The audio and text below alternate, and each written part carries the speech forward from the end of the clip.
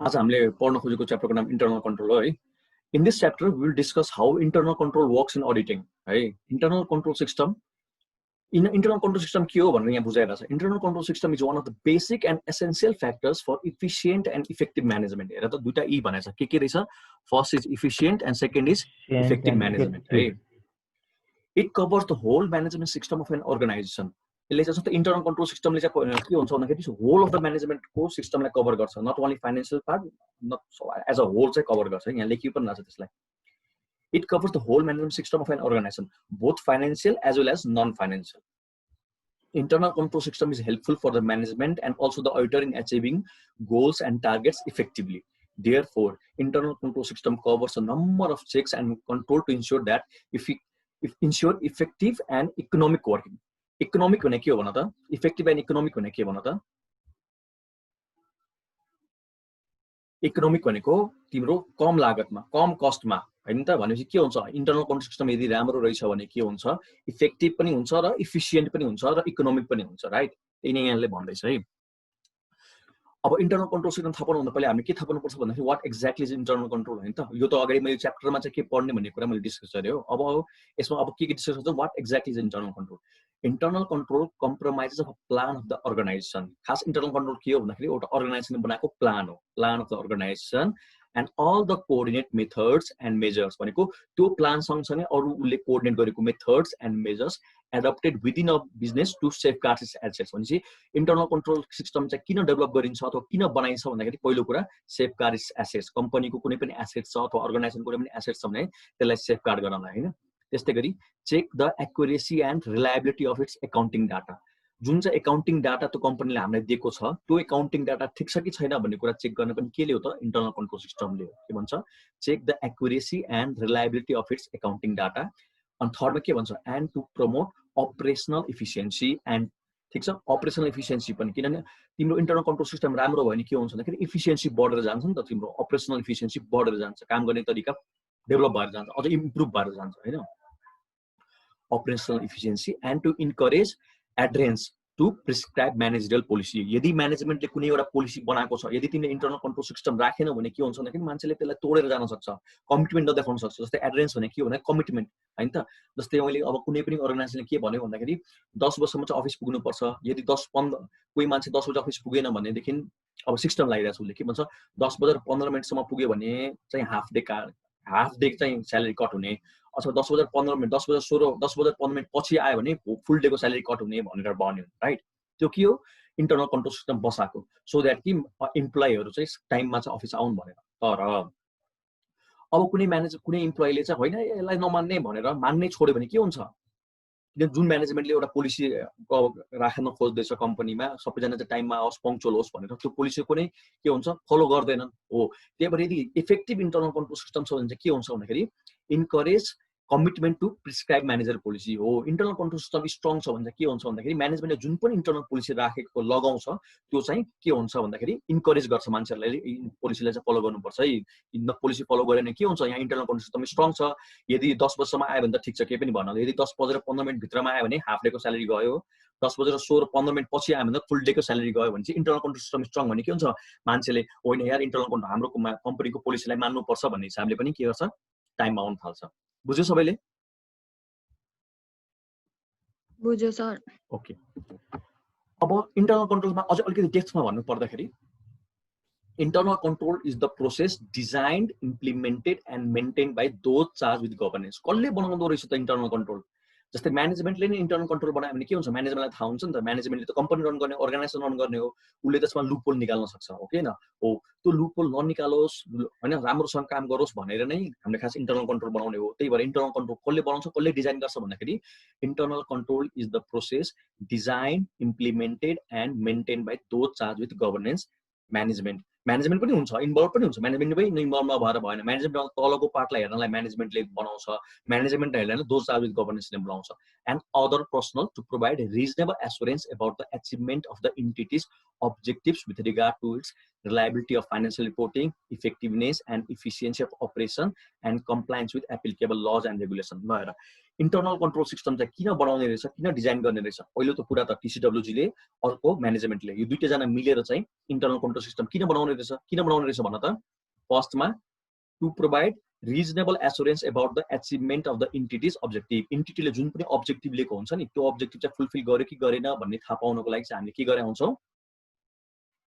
गरे आउँछौँ internal control system बनाएको हुन्छौँ राइट त्यस्तै गरी with regards to liability of financial reporting जुन अनि दोस्रो कुरा फाइनेन्सियल रिपोर्टिङ उसले जुन फाइनेन्सियल रिपोर्टिङ दिन्छ फाइनेन्सियल रिपोर्टिङ प्रिपेयर गरे हुन्छ त्यो फाइनेन्सियल रिपोर्टिङ चाहिँ ट्रु छ कि छैन ट्रु एन्ड फेयर छ कि छैन भन्ने कुरा त्यसको रिलायबिलिटी कति छ भन्ने कुरा थाहा पाउनलाई पनि इन्टरनल कन्ट्रोल सिस्टम बनाएको हुन्छ थर्डमा के लेखा हुन्छ effectiveness and efficiency of operations जुन अपरेसन छ जुन चाहिँ अर्गनाइजेसनले काम गरिरहेको छ त्यो चाहिँ अर्गनाइजेसनले इफेक्टिभली र इफिसियन्टली काम गरिरहेको छ कि छैन भन्ने कुरा थाहा पाउनलाई पनि के छ effectiveness and efficiency of operations and compliance with applicable laws and regulations र त्यो अर्गनाइजेसनले अथवा त्यो कम्पनीले चाहिँ कम्प्लायन्स गरिरहेको छ कि छैन त लज एन्ड रेगुलेसनको त्यो थाहा पाउनलाई पनि हामी के गर्छौँ इन्टरनल कन्ट्रोल सिस्टम हामीले डिजाइन गरेको हुन्छ अब The auditor uses the understanding of internal control to identify the types of potential misstatement, consider factors that affect the risks of material misstatement, and design the nature, time, and extent of further audit procedure.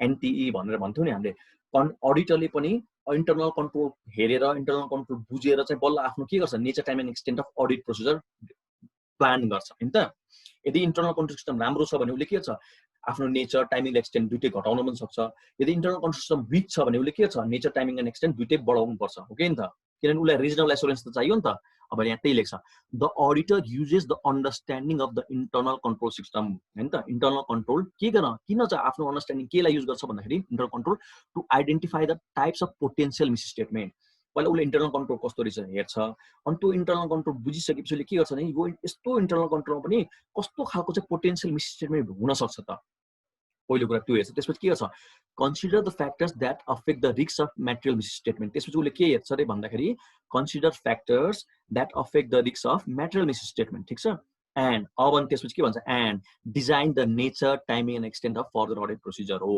पहिलो कुरा त उसले के गर्छ भन्दाखेरि त्यो कम्पनीमा कस्तो खालको इन्टरनल कन्ट्रोल सिस्टम रहेछ त्यो हेर्छ त्यसपछि के गर्छ आइडेन्टिफाई टाइप्स अफ पोटेन्शियल मिसस्टेटमेन्ट त्यस्तो इन्टरनल कन्ट्रोल सिस्टम पनि कस्तो खालको पोटेन्शियल मिसस्टेटमेन्ट हुनसक्छ त्यो कुरा हेर्छ अनि त्यसपछि के भन्छ भन्दाखेरि consider the factors that affect the risk of material misstatement त्यो अनि फ्याक्टरहरू कन्सिडर गर्छ जसले गर्दा त्यसमा मेटेरियल मिसस्टेटमेन्ट हुनसक्छ हो यति कुरा बुझिसकेपछि उसले के गर्छ and then design the nature timing and extent of further audit procedure to be applied अब चाहिँ अरू के अडिट प्रोसिजर लगाउने भन्ने कुरा चाहिँ उसले यति कुरा बुझिसकेपछि बल्ल बनाउँछ डिजाइन गर्छ भनेर भनेको छ है okay although most of the controls relevant to the audits are likely to be related to financial reporting हेर अब यहाँ भनिरहेछ यसले हामीले के गर्छौँ नर्मली अडिटर भनेपछि चाहिँ इन्डिपेन्डेन्ट अडिट गर्नेबाट फाइनेन्सियल रिपोर्टिङको मात्रै कुरा गरिरहेको हुन्छौँ होइन फाइनेन्सियल रिपोर्टिङ चाहिँ राम्रोसँग गर्नुपर्छ किन अडिटर भनेपछि चाहिँ ब्यालेन्स सिट्सको फाइनेन्सियल्स माथि चाहिँ ओपिनियन दिने हो भन्ने हुन्छ होइन त्यही भएर यहाँ लेखिरहेछ although most controls relevant to audit are likely to related to financial reporting not all controls that relate to financial reporting are relevant to audit तर फाइनेन्सियल रिपोर्टिङमा लाग्ने सबै कुरा चाहिँ रिलेभेन्ट टु अडिट हुन्छ भन्ने छैन It is a matter of professional judgment whether a control individually or in combination with others is relevant to the audit. तो अडिटमा चाहिँ त्यो कन्ट्रोल ठिक छ कि छैन एप्लिकेबल छ कि छैन भन्ने कुरा चाहिँ अरू कुरा फ्याक्टरमा पनि डिपेन्ड गर्छ जस्तै कुनै एउटा कम्पनीले चाहिँ अहिले मैले इक्जाम्पल दिएँ नि इम्प्लोइलाई चाहिँ 10 बजे पङ्क्चुअल बनाउनलाई 10 बजेसम्म आयो भने चाहिँ सबै स्यालेरी दिने 10 बजेर 15 मिनट भित्रमा आयो भने चाहिँ हाफ स्यालेरी दिने 10 बजेर 16 मिनट 15 मिनट पछि आयो भने फुल स्यालेरी काट्दिने एक दिनको भनेर भनाउँछ भने त्यसले अब डाइरेक्टली त मेरो फाइनेन्सियल स्टेटमेन्ट त इफेक्ट त गर्दैन किनकि फाइनेन्सियल मात्रै त केही पनि इफेक्ट पार्दैन तर त्यसले गर्दाखेरि भनौँ न इम्प्लोइमाथि कस्तो असर परिरहेछ त्यो कुरा पनि त हेर्नुपर्छ नि त होइन मेबी जस्तै कुनै मान्छे चाहिँ एकदम हार्ड वर्किङ छ उसले बेलुका ढिलोसम्म बसेछ भोलिपल्ट बिहान 10 बजे 16 मिनट पाउँदाखेरि पनि हेत्तरी म्यानेजमेन्टले चाहिँ फुल डे स्यालेरी काट्दिने उसले दिनभरि बसेर पनि काम गर्न सक्दैन नि त कस्तो रहेछ यार म झन् यत्रो दुःख गरेर काम गर्दैछु आज 1 मिनट ट्राफिक जामले गर्दा अथवा केही कामले गर्दाखेरि अलिकति ढिलो आएँ म्यानेजमेन्टले पुरै स्यालेरी काट्दियो भनेर होइन त्यही भएर अब कन्ट्रोल सिस्टम प्लेस गर्दैमा चाहिँ सबै कुरा रिलेभेन्ट अडिटको लागि हुन्छ भन्ने पनि छैन त्यही भएर त्यसलाई हेर्नुपर्छ के भन्छ it is a matter of professional judgement whether a control individually or in combination with others is relevant to the audit अडिटमा चाहिँ त्यो रिलेभेन्ट छ कि छैन भन्ने कुरा हेर्नुपर्छ भनेर भन्छ है okay purpose of internal audit यहाँसम्म के प्रब्लम छ कसैलाई छैन ल पर्पज अफ इन्टरनल कन्ट्रोल है त हामीले अब दुईटा पर्पज हुन्छ इन्टरनल कन्ट्रोलको अब यहाँ चाहिँ from the auditor's point of view भन्ने छ अडिटर पोइन्ट अफ भ्यू छ इन्टरनल कन्ट्रोल किन चाहिन्छ भन्दाखेरि यसपछि क्वेसन आन्सर्समा थाहा हुन्छ अब यहाँ पहिला हामी भनिहालौँ है त from the auditor's point of view it is very important from the auditor's point of view to study and evaluate the system of internal control होइन त किन भेरी इम्पोर्टेन्ट छ भन्दाखेरि to obtain an adequate understanding of the internal control system that must be tested किनभने internal control system कस्तो छ भनेको थाहा पाउनु पर्छ नि त त्यो थाहा पाइसकेपछि बल्ल के गर्छ उसले त्यो थाहा पाइसकेपछि बल्ल उसले के गर्छ मैले चाहिँ कति चाहिँ डिपेन्डेन्ट हुन मिल्दो रहेछ यसको म्यानेजमेन्टले दिएको डाटाहरुमा मैले अझै फर्दरको टेस्टिङ कति गर्नुपर्ने रहेछ भन्ने कुरा थाहा हुन्छ हैन त अनि बल्ल अडिटरले के गर्छ further audit nature time and extent of the further audit process to be applied उसले डिजाइन गर्छ यो इन्टरनल कन्ट्रोल सिस्टम हेरिसकेपछि हैन त त्यही भएर के भन्छ भन्दाखेरि it is very important from the auditor's point of view to study and evaluate the system of internal control to obtain an adequate understanding of the internal control system that must be tested. The auditor has to determine whether audit is possible. If yes, then he should determine the scope of audit. हो internal control system राम्रो छ कि छैन यदि राम्रो छ भने कुन यदि राम्रो छ भने चाहिँ उसले निजा जान टाइमिङ स्ट्यान्ड बनाउँछ यदि राम्रो छैन भनेदेखि चाहिँ अब एक्सेप्टै गर्न भएन यदि जुन कम्पनीमा तिमीले फ्री ट्रु एन्ड फेयर डाटै पाउन सक्दैनौ भने त्यो कम्पनीको अडिट गर्नै सकिँदैन हैन त त्यही भएर अडिटर पोइन्ट अफ भ्यूले चाहिँ इन्टरनल कन्ट्रोल सिस्टम इम्पोर्टेन्ट छ भन्छ अब आयो हामीले Q&A सेसनमा ठीक छ Explain the responsibility of auditors for the detection of fraud and error. छमा क्वेशन सोधेछ कहिले डिसेम्बर 2004 मा लगाएर यसमा क्वेशन के सोधेछ भने explain the responsibility of auditors for the detection of fraud and error. Fraud and error detect गर्दाखेरि अडिटरको responsibility के हो भनेर भनेको छ अब यो क्वेशन हेर्दाखेरि त इन्टरनल कन्ट्रोल कहीँ पनि छैन यो कहाँको क्वेशन हो भन्दाखेरि इन्टरनल कन्ट्रोल छ किन भन्दाखेरि अडिटरले केमा डिपेन्ड गरे हुन्छ अडिटरले त त्यो म्यानेजमेन्टले बनाएको इन्टरनल कन्ट्रोलमा डिपेन्ड गरे हुन्छ नि त हैन त्यही भन्छ यहाँ हेर त मैले पढे है The responsibility of prevention and detection of fraud and error rests with management. The responsibility for the prevention and detection of fraud and error rests with management through the implementation and continued operation of an adequate system of internal control. दुईटा कुरा important छ के भन्न त पहिलो त implementation दोस्रो चाहिँ कन्टिन्युड अपरेसन यदि इम्प्लिमेन्ट मात्रै गर्यो वर्षभरि लगाएको छैन भने त्यसले इफेक्टिभ इनपुट दिँदैन नि त हो कि हैन त्यही भएर के हुनु पर्यो इन्टरनल कन्ट्रोल सिस्टम लगाएको छ भनेर मात्रै इम्प्लिमेन्ट गरेको छ भनेर मात्रै पनि भन्यो कन्टिन्युड अपरेसनमा पनि त्यो बसिराख्नु पर्यो है त्यही भएर के भन्छ भन्दाखेरि the responsibility for the prevention and detection of fraud and error rest with management through the implementation and continued operation of an adequate system of internal control. Such a system reduces but does not eliminate the possibility of fraud and error. यसले के भन्छ हेर यहाँ पहिले नै यसले भनिरहेछ यसले eliminate चाहिँ गर्छ यसले रिड्युस चाहिँ गर्छ एलिमिनेट चाहिँ गर्न सक्दैन नि किन रिड्युस पो गर्नु इन्टरनल कन्ट्रोल सिस्टम पनि लिमिटेसन छ नि त जुनमा हामी अगाडि गएर पढ्छौँ त्यही भएर म्यानेजमेन्टले इन्टरनल कन्ट्रोल सिस्टम बनाएको छ र त्यसलाई इम्प्लिमेन्ट गरेको छ भन्दैमा चाहिँ त्यसमा फ्रडै हुँदैन इररै हुँदैन भन्ने छैन due to limitation of internal control system fraud र इरर त हुन सक्छ तर के हुन सक्छ त्यसले रिड्युस चाहिँ गर्दैछ इलिमिनेट चाहिँ गर्न सक्दैन such a system reduces but does not eliminate the possibility of fraud and error. The objective of an audit of financial information is to enable an auditor to express an opinion on such financial information. हैन त यदि financial अडिटको लागि मलाई auditor point गरेछ भने मैले मेरो opinion मेरो अब्जेक्टिभ के हुन्छ the objective and audit of financial information is to enable an auditor to express an opinion on such financial information ठीक छ informing in his opinion the auditor carries out procedures designed to obtain evidence that will provide reasonable assurance that the financial information is properly stated in all material respects भनेपछि उले के को दिन्छ reasonable assurance दिन्छ भन्दाखेरि that financial information is properly stated in all material respects ठीक छ त्यसपछि consequently the auditor seeks reasonable assurance that fraud or error which may be material to the financial information has not occurred or that if it has occurred the effect of fraud is properly reflected in the financial information or the error is corrected पहिलो कुरा तले के भन्छ भन्दाखेरि fraud र error आके नै छैन भन्छ ठीक छ किन इन्टरनल कन्ट्रोल सिस्टम इफेक्टिभ छ दोस्रो के भन्छ हो इन्टरनल कन्ट्रोल सिस्टम इफेक्टिभ भएको भएर यदि कुनै फ्रड र एरर आको छ भने पनि त्यसलाई चाहिँ प्रपरली रिफ्लेक्ट गरिसकेको छ है यहाँ Consequently, the auditor seeks reasonable assurance that fraud or error which may be material to the financial information has not occurred. पहिलो कुरामा has not occurred or that यदि occur भएको रहेछ भने पनि or that if it has occurred, the effect of fraud is properly reflected in the financial information or the error is corrected. The auditor therefore should plan his audit that he has a reasonable expectation of detecting material misstatement in the financial information resulting from fraud or error. ठीक छ बुझ्यौ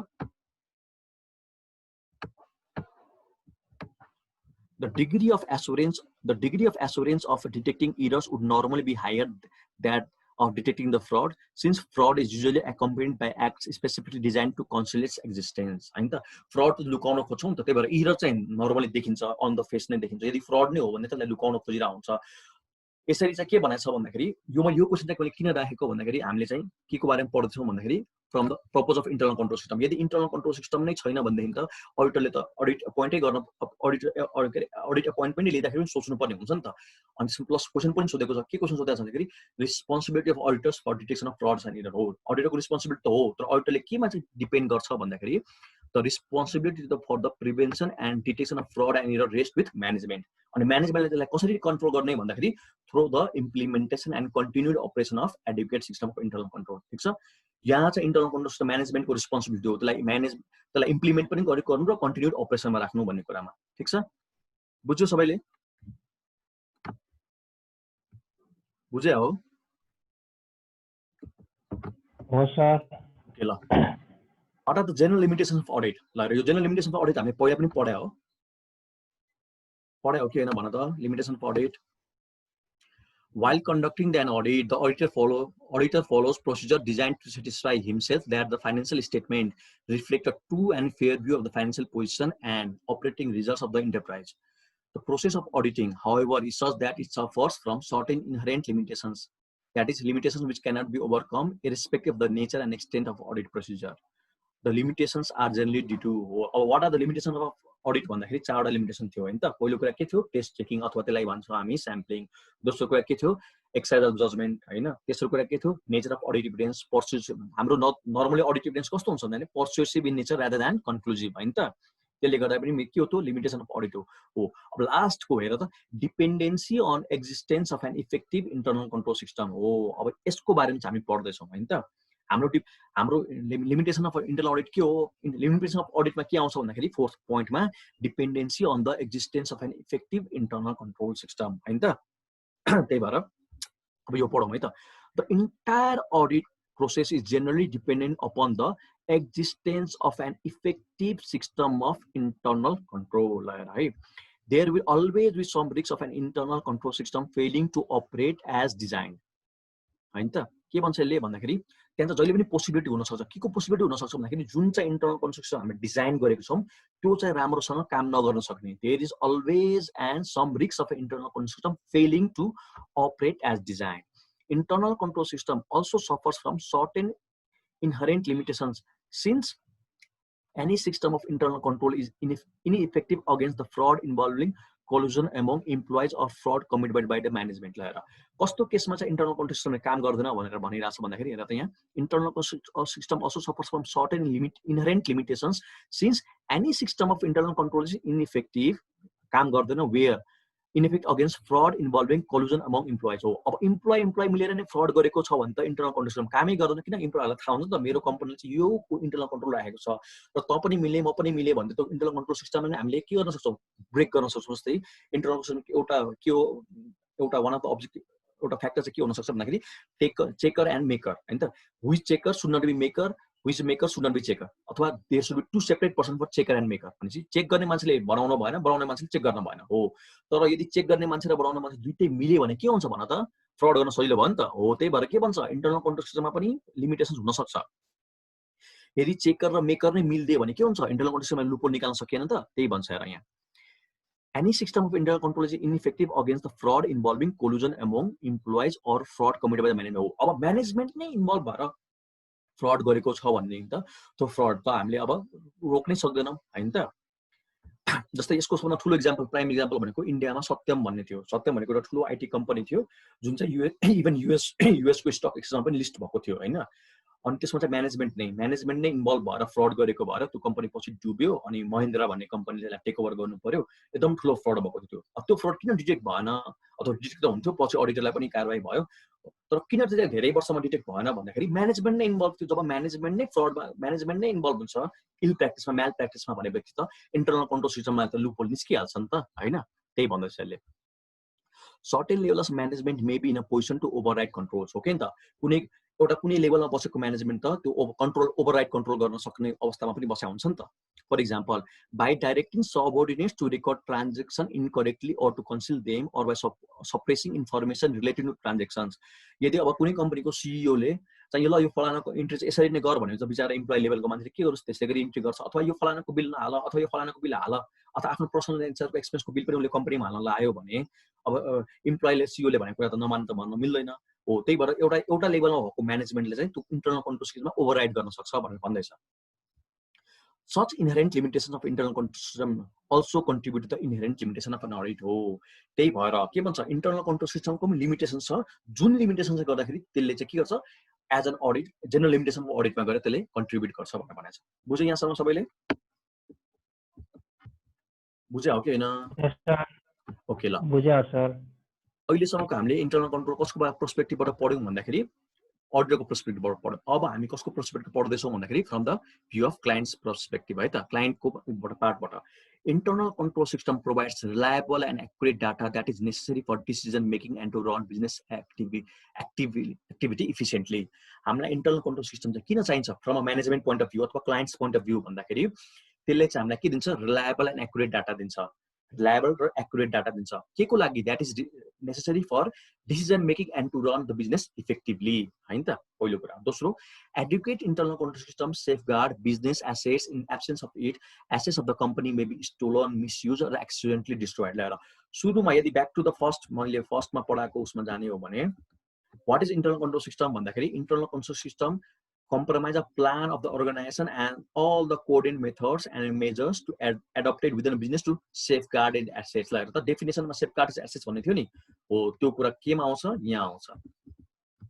the kind of adequate internal control system safeguards business assets in absence of it भनेको in absence of what? In absence of internal control assets of the company may be stolen misused or accidentally destroyed हैन त। यदि कम्पनीमा चाहिँ कुनै policy नै छैन भने के हुन्छ जस्तै अब भनौँ न कुनै एउटा कम्पनीमा कार छ अथवा बाइक छ, कम्पनीको पोलिसी चाहिँ के छ भने कम्पनीको काम बाहेक अथवा अर्गनाइजेसनको काम बाहेक अरू इम्प्लोइले चाहिँ कार अथवा कम्पनीको एसेट्सहरूलाई चाहिँ युज गर्न पाइएन भनेर पोलिसी छ। त्यो इन्टरनल कन्ट्रोल पोलिसी छ, त्यही भएर चाहिँ कम्पनीहरू अरू कसैले पनि युज गर्दैन। तर सपोज कुनै कम्पनीमा चाहिँ त्यस्तो पोलिसी छैन, इन्टरनल कन्ट्रोल सिस्टमको पोलिसी छैन, कम्पनीको एसेट जसले पनि युज गर्न मिल्छ भने के हुन्छ जुन पनि इम्प्लोइ आउँछ जसले पायो उसले युज गर्न थाल्छ। त्यसले गर्दाखेरि के हुन्छ कम्पनीको एसेट्सहरू हराउन सक्छ, मिसयुज हुन सक्छ। तर यदि कम्पनीले चाहिँ इन्टरनल कन्ट्रोल सिस्टम राम्रो बनाएर कम्पनीको एसेट्स कम्पनीको काम बाहेक अरू काम प्रयोग गर्न पाइँदैन भनेर लेख्यो भने के हुन्छ कसैले पनि प्रयोग गर्दैन हैन त। त्यसले के हुन्छ safeguard of the assets ensure गर्छ नि त, त्यही भन्दैछ यहाँ है। Third point internal control system within organization is necessary to discourage and stop non-performing business activities and to protect business from wastage wastage is all aspects of the business हो। अब internal control system चाहिँ हामीले के देखाउँछ भन्दाखेरि बिजनेसले चाहिँ कहाँ नराम्रो काम गर्दैछ, कहाँ चाहिँ लस हुँदैछ। यदि लस हुँदैछ यो कामले गर्दा लस भइरहेछ भने त्यस्तो एक्टिभिटीलाई बन्द गर्न सकिन्छ नि त हैन। कुनै एउटा काम कुनै एउटा बिजनेसको सबै पार्टले चाहिँ राम्रो काम गरिरहेछ भन्ने कुरा त हुँदैन हो।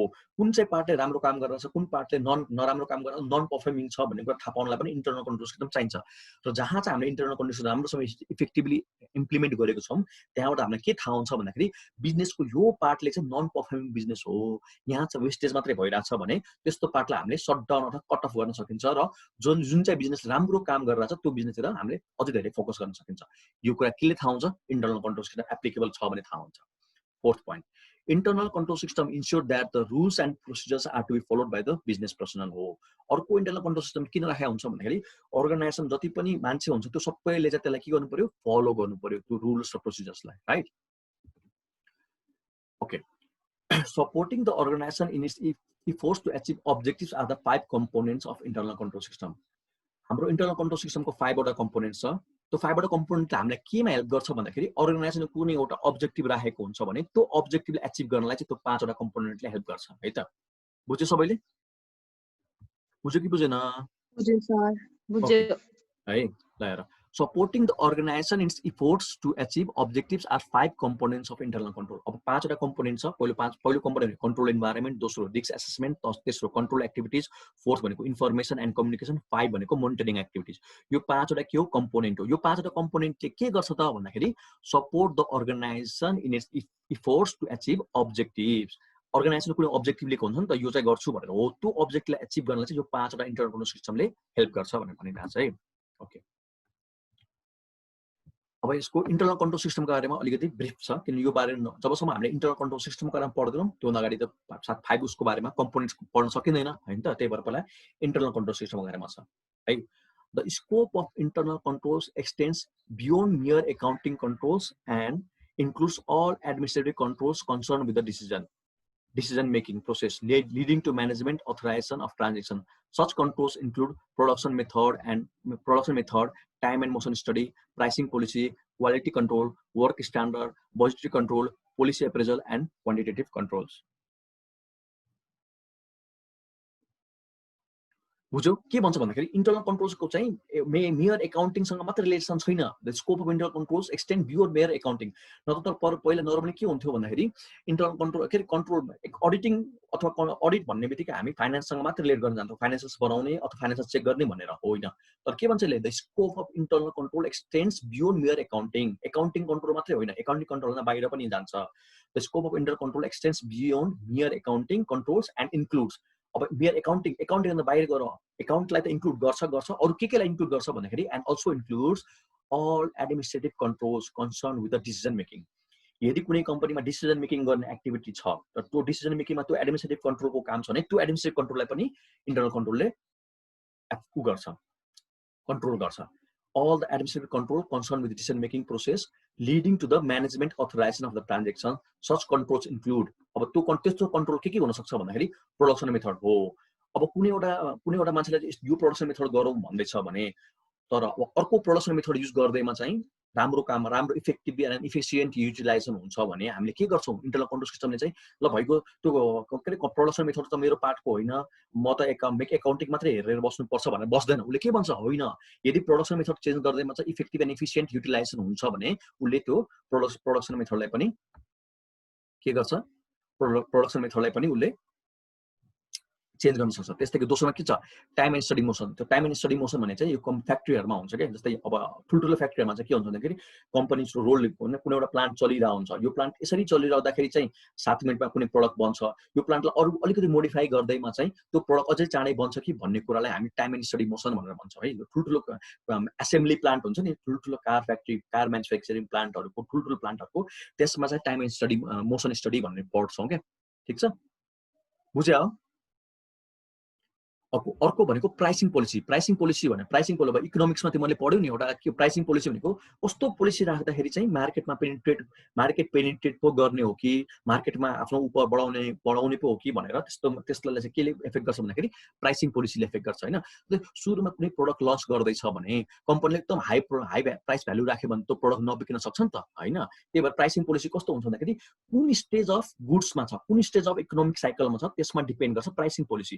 यदि फर्स्टमा छ मार्केट पेनिट्रेट गर्नुपर्ने बेला भएको छ भने हामी के गर्छौँ, मार्केट पेनिट्रेसन छ पहिलेदेखि नै एक्जिस्टिङ प्लेयरहरू छ भने हामीले एक्जिस्टिङ प्लेयरभन्दा अलिकति कम राखेर मार्केट पेनिट्रेट गर्न खोज्छौँ. सो द्याट कि मान्छेले चाहिँ ल सस्तो अलिकति पैसा सस्तै हेरेर भए पनि हाम्रो प्रोडक्ट किनोस् भनेर हैन. अब हामीले चाहिँ मार्केटमा त राम्रो नाम बनाइसकेका छौँ, गुडविल कमाइसकेका छौँ भने अब हामी के गर्छौँ, अब हामी त्यही लोवर प्राइसमा बस्दैनौँ. अब हामी के गर्छौँ, मार्केट लिडर हुन खोज्छौँ हैन.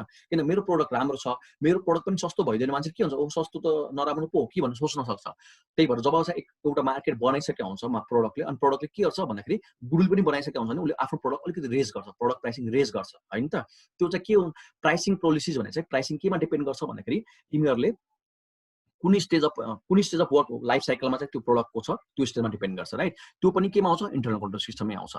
क्वालिटी कन्ट्रोल हैन त, क्वालिटी कन्ट्रोल पनि केमा आउन सक्छ, इन्टरनल कन्ट्रोल सिस्टममा आउँछ. वर्क स्ट्यान्डर्ड कति बजेसम्म काम गर्ने, वर्कको स्ट्यान्डर्ड के हुन्छ भन्ने कुरा वर्क स्ट्यान्डर्ड.